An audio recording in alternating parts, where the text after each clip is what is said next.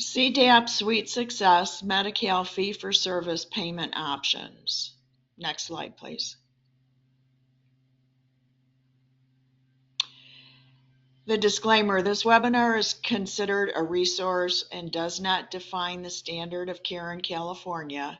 Attendees are advised to adapt the guidelines and resources based on their local facility's level of care and patient population served, and are also advised to not rely solely on the guidelines presented here. The second disclaimer, this information is for reference use only and does not constitute the rendering of legal, financial, or other professional advice of MNT Reimbursement Specialists, Inc. All responsibility for correct billing lies with the provider and billing entities. Next slide, please.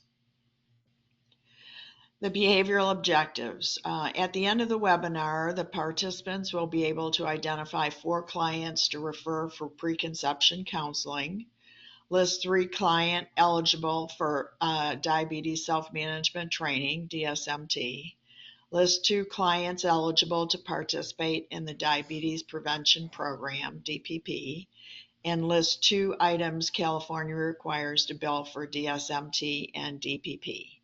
Next slide, please. Identify 2 current procedural terminology, CPT codes for medical nutrition therapy, MNT, list 2 CPT codes for DSMT, and identify 2 CPT codes for DPP, one with 5% weight loss and one with 9% weight loss. Next slide, please. Our presentation goals today are to promote healthy outcomes in pregnancy complicated by diabetes and prediabetes, maximize reimbursement to promote sustainability of the affiliate programs, enhance communication among billing, contracting, and providers. Next slide, please. CDAPP Suite Success affiliates had some survey questions, and the first one was, what type of insurance does your affiliate site accept? Check all that apply. If you take a look, managed care organizations, PPO, HMOs, 90% of the affiliates have managed care organizations. 85% have straight Medi-Cal fee-for-service. 75% have self-pay and 16% have other. Next slide, please. Only 15% of Medi-Cal enrollees are fee-for-service. If you look at the slide in front of you, you see that the majority are managed care. This particular webinar is on fee-for-service. Next slide, please. So Medi-Cal and pregnancy. Eligible women are required to enroll in a Medi-Cal managed care health plan unless they opt to remain with their physician for fee-for-service throughout their pregnancy and postpartum period. Next slide, please. Medi-Cal billing. In order to bill fee-for-service Medi-Cal, you have to be a Medi-Cal contracted provider, and you follow the Medicare guidelines for accreditation for diabetes self-management training and diabetes prevention program. Medi-Cal uses Medicare guidelines for programs and services, and you refer to the Medi-Cal bulletin, webinars, and manual updates. Next slide, please. Preconception counseling. Who to refer for preconception counseling? Type 1, Type 2, prediabetes, previous GDM, and polycystic ovary syndrome, PCOS, and others that are at risk for diabetes. Diabetes self-management training, DSMT, and follows the Center for Medicare and Medicaid Services, CMS, and uses the term training instead of education when defining the reimbursable benefit for DSMT. So DSMT is specifically related to billing.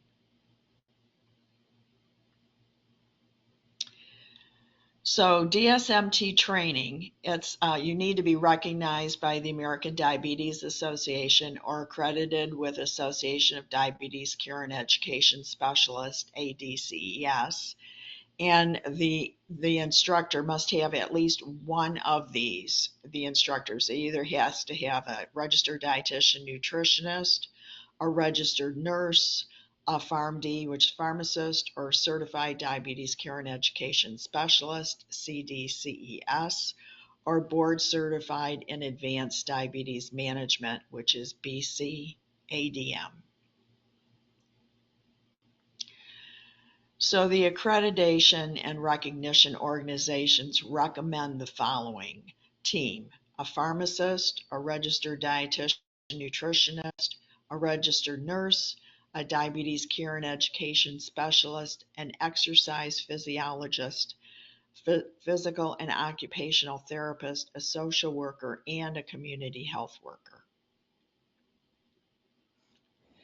The goal of diabetes self-management is educating and empowering people with diabetes to better manage and control their conditions, reduce hospitalization, lower the complications and reduce costs, and to improve the quality of life. CDAPP Sweet Success affiliates had another survey question, and the question was, do you refer postpartum women with overt diabetes that they had pre-existing or converted during pregnancy to the Diabetes Self-Management Education and Support Program? Always was 30%, often 20%, sometimes 12%, rarely 13%, and 27% never. This is a reimbursement opportunity. Take a look there. There's only 30% of women being referred. Next slide, please. So you want to look at the Medi-Cal Provider Manual for DSMT, and they follow Medicare guidelines by maintaining the ADA Education Recognition Program or the ADCES Diabetes Education Accreditation Program.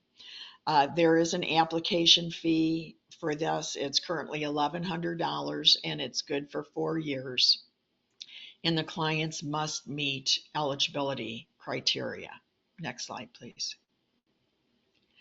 Medical nutrition therapy and DSMT cannot be provided on the same day. That's really important when you're doing scheduling. The codes for DSMT are G0108 for individual and G0109 for group sessions. And during COVID, the public health emergency, the biller can use a telehealth modifier. You need to check with your biller to find out which ones they are accepting. Next slide, please. Women to refer for DSMT program type 1, type 2, and gestational diabetes. Next, the National Diabetes Prevention Program. Michelle, I think you're going to start from this point. The definition of the Diabetes Prevention Program, it's an evidence-based lifestyle change program for those beneficiaries who meet specific criteria of the program. The goal is to prevent and delay the onset of type 2 diabetes. It involves 22 peer coaching sessions over 12 months. These peer coaches are certified with CDC. Minimum 5% weight loss qualify for additional maintenance sessions to continue healthy lifestyles behavior. And it cuts the risk of diabetes by half.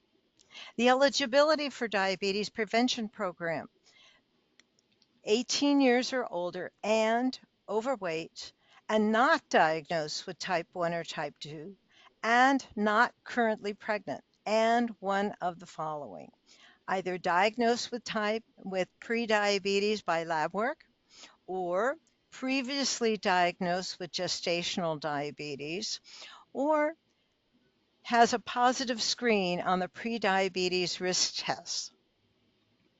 Next slide. The goals of the diabetes prevention program are definitely to delay and prevent the onset of type 2 diabetes and to promote realistic lifestyle changes so that the risks are ameliorated for years. Emphasizes weight loss with exercise, healthy eating, and behavior modification. When the Sweet Success affiliates were sent a survey, the question, is your organization also a National Diabetes Prevention Program registered site? The responses were, we currently have preliminary recognition, 0%, unsure was 12%, 11% said yes, they did have a National Diabetes Prevention Program registered site, and no was 77%. Another opportunity to enhance your income. Next. Next slide, please. That is the next slide. Oh, okay, sorry.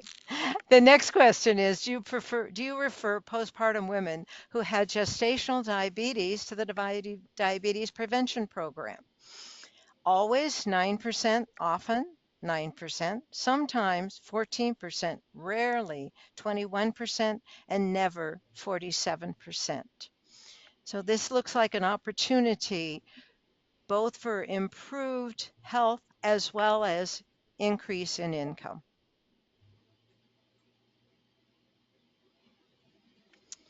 In the Medi-Cal Provider Manual under the Diabetes Prevention Program, it states that you must use the Centers for Disease Control and Prevention, CDC's approved curriculum.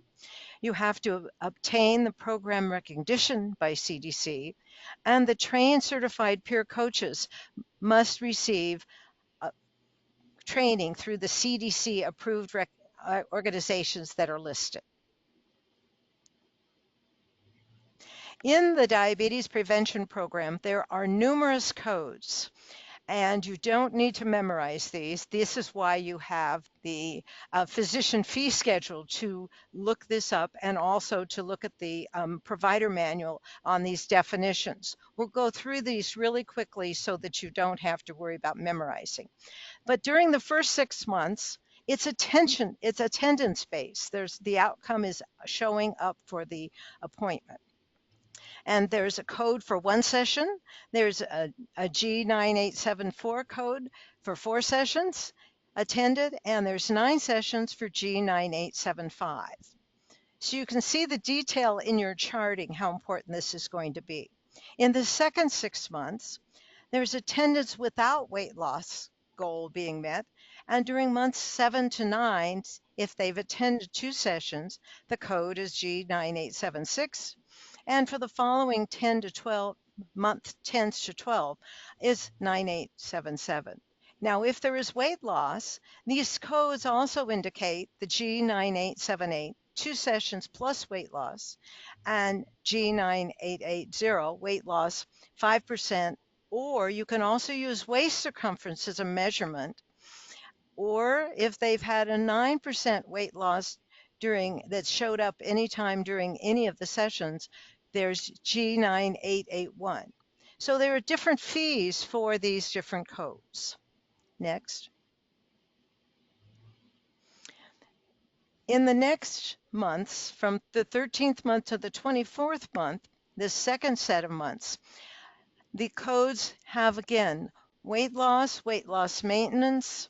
And what's important about this is that in January, we had some changes with Medicare.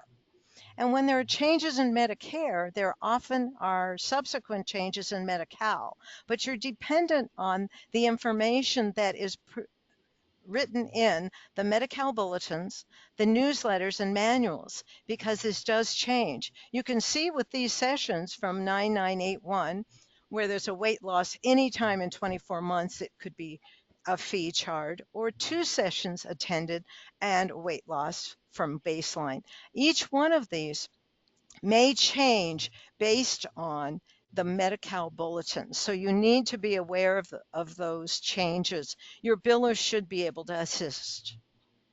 Next. And this was the change we talked about, that as of January 1st of this year, they announced some changes in the diabetes prevention program so that there is an increased rate in Medicare for the first year of payment rates, so that they will have a better encouragement for people to attend that first year. And for existing diabetes prevention providers, they can use the maintenance code for year 2 if the participant meets the attendance requirements and maintains the 5% weight loss. But for anybody who starts a diabetes prevention afterwards, you're going to find that the pending changes are going to be found in those Medi-Cal bulletins, webinars, manual updates, and the search engine on the Medi-Cal website. Next.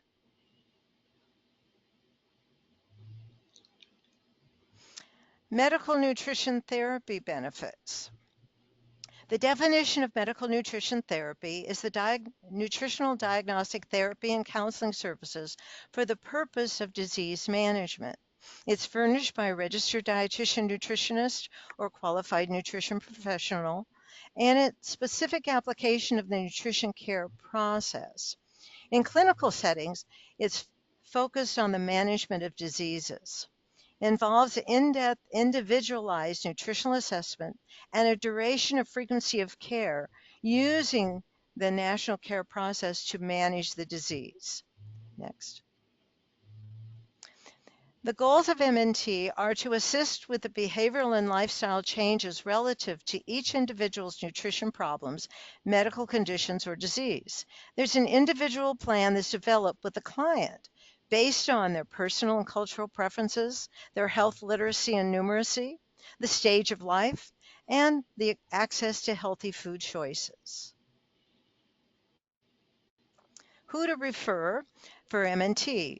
Those with type 1 diabetes, type 2, gestational diabetes, prediabetes, previous gestational diabetes, a current pregnancy, hypertension, and other diagnoses that have a medical necessity that would be covered. Next. The codes that are used in the Medi-Cal Provider Manual are 97802, which is the initial assessment and intervention, individual face-to-face. And this is measured by 15-minute increments. So if it were a full hour visit, that would be 4 units. 97803 is the reassessment, intervention, follow-up for the individual face-to-face. Again, those are done in 15-minute increments. 97804 is group, where there's 2 or more individuals, and these are measured in 30-minute increments. Remember that we talked earlier that medical nutrition therapy and DSMT cannot be billed on the same day at this point in time. Next. Remote patient monitoring, RPM. Remote patient monitoring with the new technologies that are available have been very helpful because you can look at glucose, blood pressure, weight, you can look at heart rate, you can look at EKGs, and this use of electronic information and communication technology that collects the personal information and medical data from the patient at their site that is transmitted to the healthcare provider at a distant site for the use in the treatment and management of medical conditions. Next. In the Medi-Cal Provider Manual, remote monitoring has several codes. 99091 is the collection and interpretation of these data that's digitally stored and transmitted by the patient or the caregiver to the physician or the qualified healthcare professional. It requires a minimum of 30 minutes of time in a period of 30 days, so it can be accumulated during that 30 days. If it's 29 minutes, the code is not verifiable, so you need to make sure, again, that charting is of essence in these services. Next. 99453 is the remote monitoring of weight, blood pressure, pulse oximetry, respiratory flow rate, where it includes the initial the setup, and the patient education on the use of the equipment. As you see, these codes have a little bit different nuance on what was provided during the visit, whether it was done at the site or whether it's just the remote monitoring piece. Next slide. 99454 is the remote monitoring of the data with the initial device supplying with daily recordings and programmed alerts. Sometimes you want to have the programmed alerts so that both the patient and the provider require some action. It requires 20 minutes during each of 30 days. Next. 99457 is the remote physiological monitoring treatment management services, where the professional time in a calendar month requiring interactive communication with the patient or caregiver during the month. The first 20 minutes. So you're responding to the information and you're doing care. Next. 99458 is the additional 20 minutes of remote physiological monitoring treatment management services of the clinical staff, physician, or other qualified healthcare professional in a calendar month requiring that interactive communication for each additional 20 minutes. And it is listed separately in addition to the code with a primary procedure. Next slide. Other possible reimbursement streams. You're probably aware of continuous glucose monitoring, that once there is more specificity in the codes that are approved by Medi-Cal, then those can be used and are preferred by Medi-Cal to be the more specificity. At this point, we're awaiting Medi-Cal's bulletins and newsletters and fee schedule for new products. Thank you.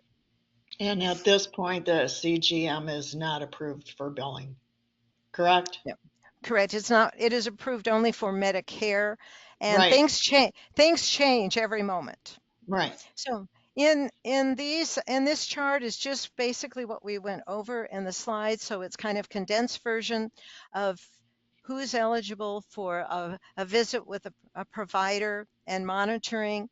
People with type 1, type 2, gestational diabetes and a current pregnancy, pre-diabetes. The billing requirements for those visits is that must be a Medi-Cal provider. For diabetes self-management training, the eligibility be type 1, type 2, gestational diabetes. And again, to bill these codes, you must be a Medi-Cal provider and you must meet the Medicare requirements that are listed in the Medi-Cal bulletins.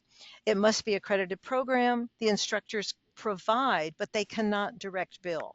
The billing entity is the clinic or the physician. Next slide.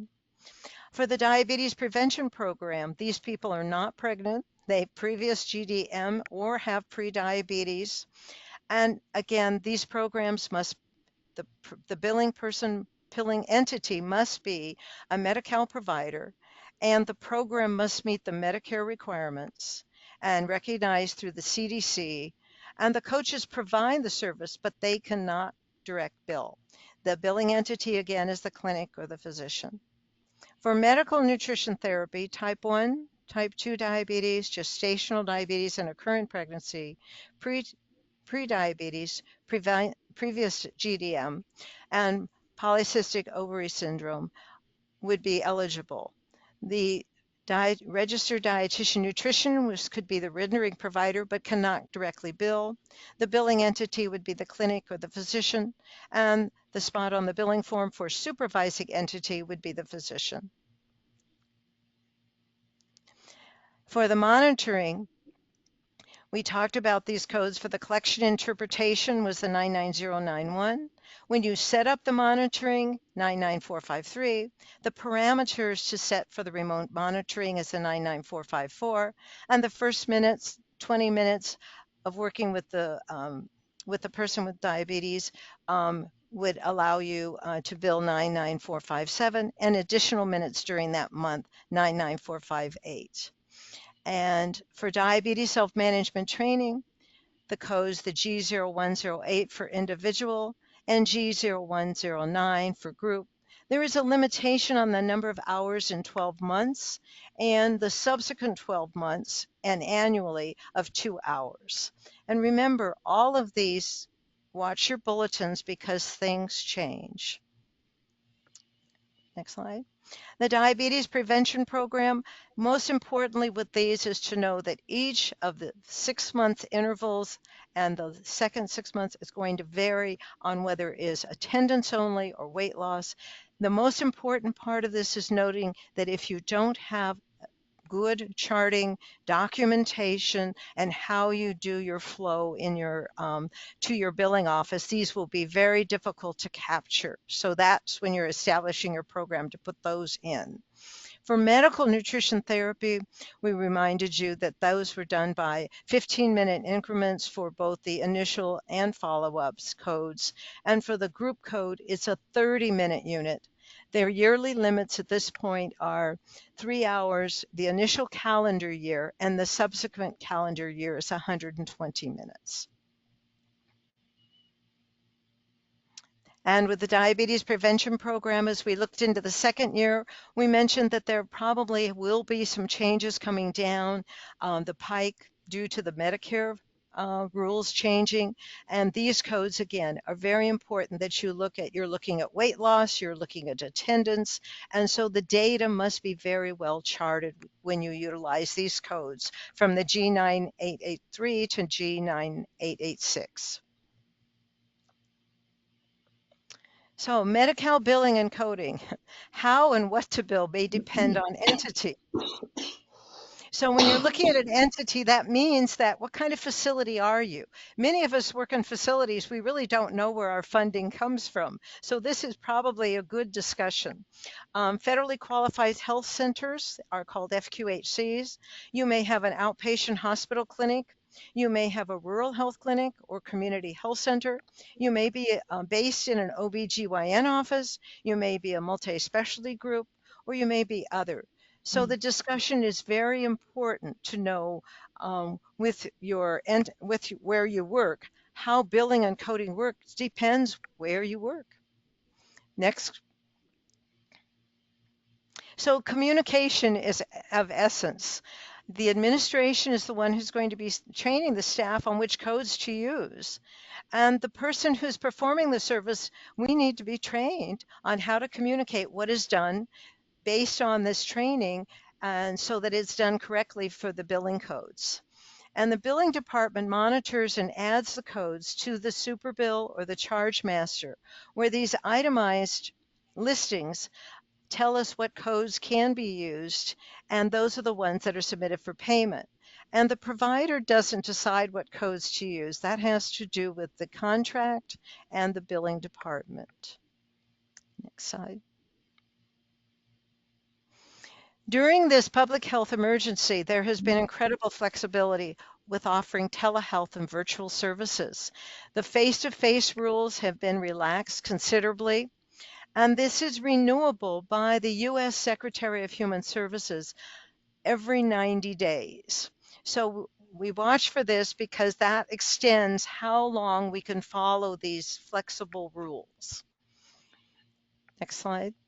Telehealth by the Department of Healthcare Services in California posts guidance about telehealth flexibilities on its website. And you want to keep up to date with that on how the public health emergency is looking at that. And the federal flexibilities we talk about expire at the end of each public health emergency, and they're renewed. The last one was renewed and it will extend through July. And again, that can change. So you need to be aware of those, and your billers and your staff there is usually aware of those. The beneficiary, nice with flexibility of telehealth now, is that they can be at home and the provider can be in an approved location by their employer. So there's been a lot of flexibility we would not have been able to do without these relaxation of these rules. Next slide. We provided some resources and their URLs. You'll be able to look them up when you go back and slow down these slides to be able to do that.